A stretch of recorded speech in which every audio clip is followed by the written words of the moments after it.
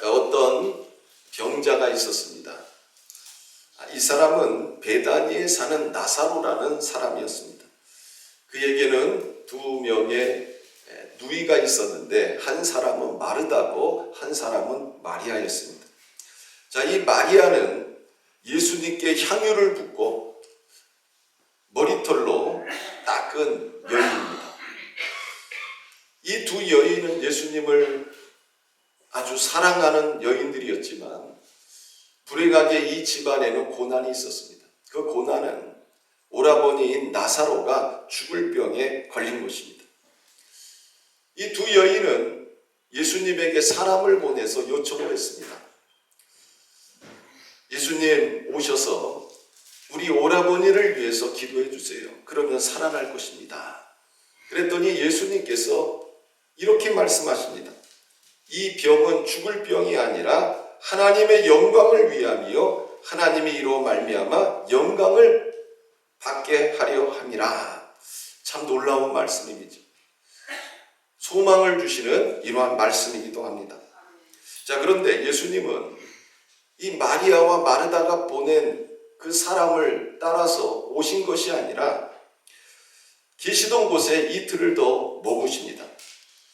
죽어가는 사람에게는 1분 1초도 급한데 예수님은 따라오시지 않고 거기에 이틀을 더 머무셨습니다. 왜 예수님이 이렇게 하셨느냐 하는 것입니다. 첫 번째로는 죽은 자를 살리시기 위해 늦게 가셨다는 겁니다. 한번 따라해 보실까요? 죽은 자를 살리시기 위해 늦게 가셨다.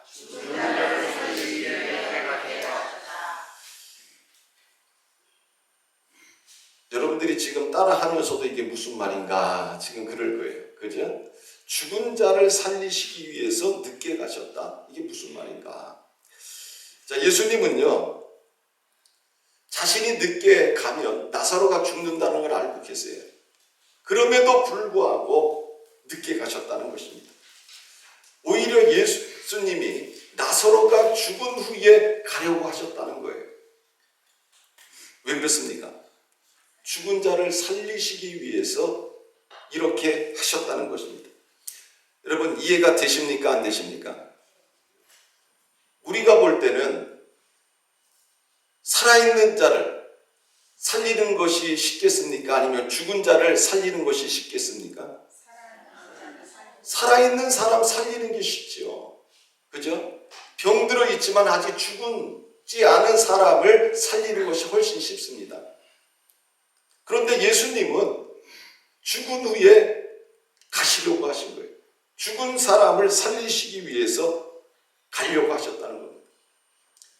여러분 사람이 죽으면 심장이 멈추고 그 각 모든 기관이 멈춰버립니다. 그리고 몸이 썩어요. 그리고 냄새가 나고 부패가 합니다. 여러분 그런 사람을 어떻게 살릴 수 있습니까? 지금 의학이 과학이 굉장히 발달한 지금 이 세상도 죽은 자를 살릴 수 없어요. 그런데 예수님은 오히려 죽은 후에 가려고 하시는 이런 모습을 우리들에게 보여주고 있습니다. 예수님께서 나사로를 찾아가셨을 때 이미 나사로는 죽었습니다. 그리고 몸은 부패했습니다. 마르다는 예수님을 보고 이렇게 말을 합니다. 예수님께서 여기 계셨다면 우리 오라버니는 죽지 않았을 것입니다. 마르다가 이렇게 말한 것은 예수님은 산자만 고치시는 분으로 생각했다는 거예요. 죽은 자는 살릴 수 없다. 이렇게 생각했다는 것입니다. 그런데 예수님이 뭐라고 대답하십니까? 내 오라비가 다시 살아나리라. 마르다는요, 이 말을 어떻게 받아들였느냐? 마지막 날에 부활할 때에 다시 살아날 줄 믿습니다. 이렇게 이야기를 한 거예요. 그러니까 모든 사람들이 마지막 때 부활할 때 그때 우리 오라버니도 부활할 것이라고 생각했다는 것입니다. 나흘 전에 죽은 자신의 오라버니가 지금 다시 살아날 것이라고는 믿지 못했다는 것입니다. 예수님이 말씀하십니다. 나는 부활이요 생명이니 나를 믿는 자는 죽어도 살겠고 무릇 살아서 나를 믿는 자는 영원히 죽지 아니하리니 이것을 내가 믿느냐. 예수님이 죽은 나사로를 통해서 말씀하고 싶은 게 무엇이었습니까? 나는 부활이요 생명이라는 거예요. 예수님은 이거를 알리고 싶었던 것입니다. 그리고 예수님을 따르는 사람들이 이 사실을 믿기를 원하셨다는 거예요. 오늘날도 우리가 믿는 예수님은 어떤 분이시냐? 부활이요 생명이신 분임을 우리는 믿어야 된다는 것입니다. 우리가 그분께 구하면 죽은 자를 살리신 예수 그리스도께서 우리가 가지고 있는 환난과 고난 가운데서 우리를 살려주시고 회복시켜주시고 구원하시는 분인 줄 믿으시길 바랍니다. 자, 두 번째로는요, 제자들이 믿게 하기 위해서 일부러 늦게 가셨다, 이렇게 말씀하고 있습니다. 자, 제자들은 예수님을 메시아로 믿었습니다. 그래서 모든 걸 버려두고 예수님을 따랐습니다. 그런데 아직 제자들은 예수님을 제대로 이해하지 못합니다. 예수님이 어떤 분인가를 정확히 알지도 못합니다. 예수님께서 우리 친구 나사로가 잠들었노라, 그러나 내가 깨우러 가노라 하시자 제자들이 뭐라 그럽니까? 주여, 잠들었으면 낫겠나이다. 예수님은 나사로의 죽음을 가리켜서 말씀하신 거예요. 제자들은 잠들어 쉬는 것을 가리켜 말씀하신 것으로 여겼다는 것입니다. 예수님이 나사로가 죽었느니라 말씀하십니다. 그러면서 15절에 내가 거기 있지 아니한 것을 너희를 위하여 기뻐하노니 이는 너희로 믿게 하려 함이라. 그러나 그에게로 가자, 이렇게 말씀합니다. 이처럼 예수님은 나사로가 분명히 죽었다고 말씀을 하세요. 그리고 그를 다시 살리시기 위해서 가자고 말씀하고 있습니다. 그럼에도 불구하고 도마라는 제자가 뭐라고 말합니까? 우리도 주와 함께 죽으러 가자. 자, 제자들의 영적인 상태가요, 온전하지 못해요. 눈은 있지만 영안이 열리지 않았고, 귀가 있어서 주님의 말씀을 듣지만 그 말씀이 어떤 말씀인지 분명히 이해하지 못하는 이런 제자들의 모습을 우리는 볼 수가 있습니다. 이런 제자들에게 주님은 가르치길 원하시는 거예요. 너희가 따르는 나, 너희가 믿는 내가 누구냐 하는 것을 보여주시길 원했다는 거예요. 그래서 예수님께서는 제자들이 믿게 하시기 위해서 일부러 늦게 가셨다, 이렇게 말씀하고 있는 겁니다. 이처럼 나사로의 죽음에는 주님의 온전한 뜻이 있었음을 우리들에게 말씀하고 있습니다. 자, 세 번째로는 주님의 말씀을 믿으면 하나님의 영광을 보게 하시기 위함이었다, 이렇게 말씀하고 있습니다. 예수님께서 죽은 나사로의 집에 왔더니 장례가 진행 중이었습니다. 사람들이 예수님에 대해서 자신들의 이러한 생각을 말합니다. 마리아가 예수님께 이렇게 말을 합니다. 주께서 여기 계셨더라면 내 오라버니가 죽지 아니하였을 것입니다. 또 유대인들 중에 그 자리에 있던 어떤 사람은 이런 말을 합니다.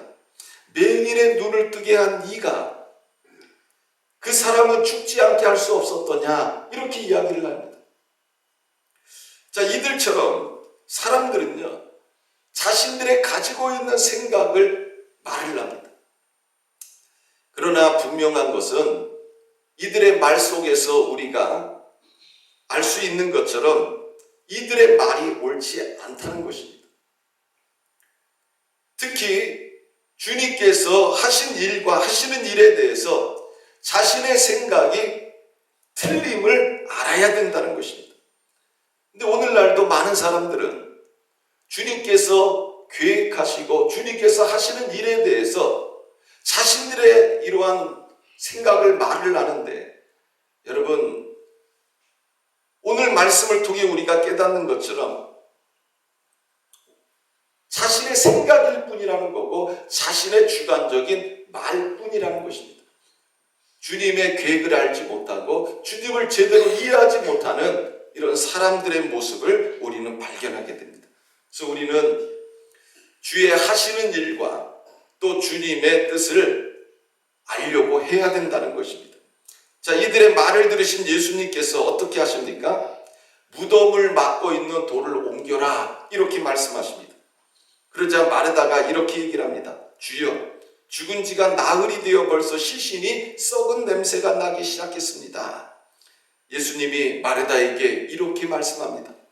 내 말이 너가 믿으면 하나님의 영광을 보리라 하지 아니하였느냐. 오늘날도 환난과 역경 속에 있는 분들이 있다면 우리는 주님의 말씀을 믿어야 됨을 다시 한번 깨달으시길 바랍니다. 우리가 주님의 말씀을 믿으면 우리가 뭘 보게 되는 거예요? 하나님의 영광을 보게 되는 것입니다.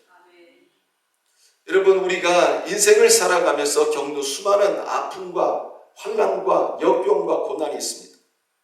그런 상황에서 내 환경만 쳐다보면 헤어나기 쉽지 않아요. 그런 상황에서 우리가 해야 할 일은 뭐예요? 하나님의 말씀을 봐야 되는 것입니다. 그리고 그 말씀을 믿어야 됩니다. 그 말씀을 믿으면 어떤 일이 일어나는 거예요?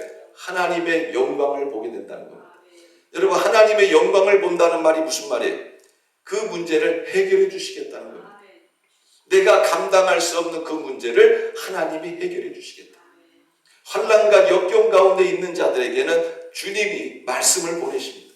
그리고 그 말씀을 통해서 일하시는 거기 때문에 우리가 그 말씀을 들어야 된다.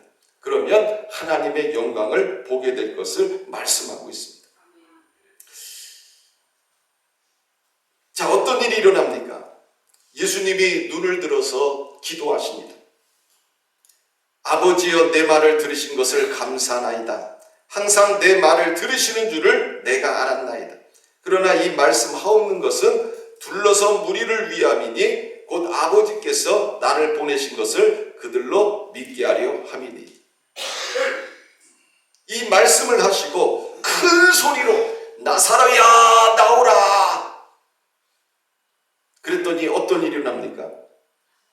죽은 자가 벌떡 일어나서 걸어 나오기 시작하는 거예요. 근데 그 죽은 자가 어떻습니까? 수족을 배로 동인 채로 나왔다, 이렇게 말하고 있습니다. 여러분, 사람들 염할 때 어떻게 합니까? 팔 다 묶잖아요. 다리도 묶잖아요. 근데 예수님께서 나사로야 나오라 그랬더니 이 죽은 나사로가 벌떡 일어나가지고 나오는데 염할 때에 그 묶어놓은 그 모습으로 그대로 나왔다, 이렇게 말씀하고 있습니다. 그리고 그 얼굴은 뭐에 쌓였어요? 수건에 쌓였더라, 이렇게 말씀하고 있습니다. 놀라운 일이 일어난 거죠. 그래서 예수님께서 풀어놓아 다니게 하라. 여러분, 일회용 이벤트가 아니에요. 이 죽었다가 살아난 나사로는 하루만 살다 죽은 게 아니에요. 어떻게 했습니까? 우리들과 똑같이 산 사람으로 살게 되어졌다, 이렇게 말씀하고 있는 겁니다. 죽은 나사로가 살아난 겁니다. 놀라운 기적이 일어난 것입니다. 이제 결론을 맺습니다. 자, 부활절을 맞이해서 우리는 예수님이 어떤 분인가를 바로 알고 믿어야 됩니다. 주님은 이렇게 말씀하셨습니다. 나는 부활이요 생명이니 나를 믿는 자는 죽어도 살겠고 무릇 살아서 나를 믿는 자는 영원히 죽지 아니하리라. 우리는 주님의 이 말씀을 믿어야 됩니다. 그래야 우리에게 하나님의 영광이 나타나게 된다는 것입니다. 하나님의 영광이 나타나는 것은 뭐라고 그랬어요? 하나님이 문제를 해결해 주신다는 것입니다. 질병이 있는 자, 앞길이 막힌 자, 또 환난과 역경 가운데 있는 자, 어둠 속에 있는 자는 누구를 바라보라는 거예요? 부활이요 생명이신 예수를 바라봐야 된다는 것입니다. 저는 부활 부활이요 생명이신 예수님이 오늘 이 시간에 부활이요 생명으로 여러분들을 만나주시고 만져주시기를 주님의 이름으로 축원합니다. 그래서 여러분들이 이 부활의 아침에 살아계신 이 부활의 주님의 능력과 또 생명을 경험함으로 하나님이 주시는 이런 놀라운 소망으로 충만한 이런 부활절이 되기를 주님의 이름으로 축원합니다. 자, 기도하겠습니다. 살아계신 하나님 아버지 고맙고 감사합니다.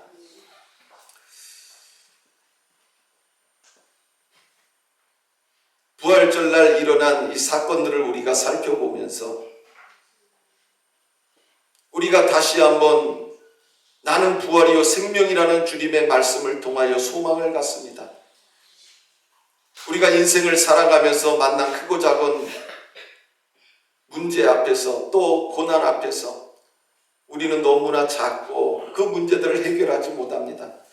그러나 오늘 부활이요 생명이신 예수 그리스도를 믿음으로 말미암아 내 말이 너가 믿으며 하나님의 영광을 보리라 하신 것처럼 우리가 주님의 말씀을 믿음으로 우리 가운데 일하시며 역사하시는 하나님의 영광을 체험하는 우리 사랑하는 모든 성도님들 되게 하여 주옵소서.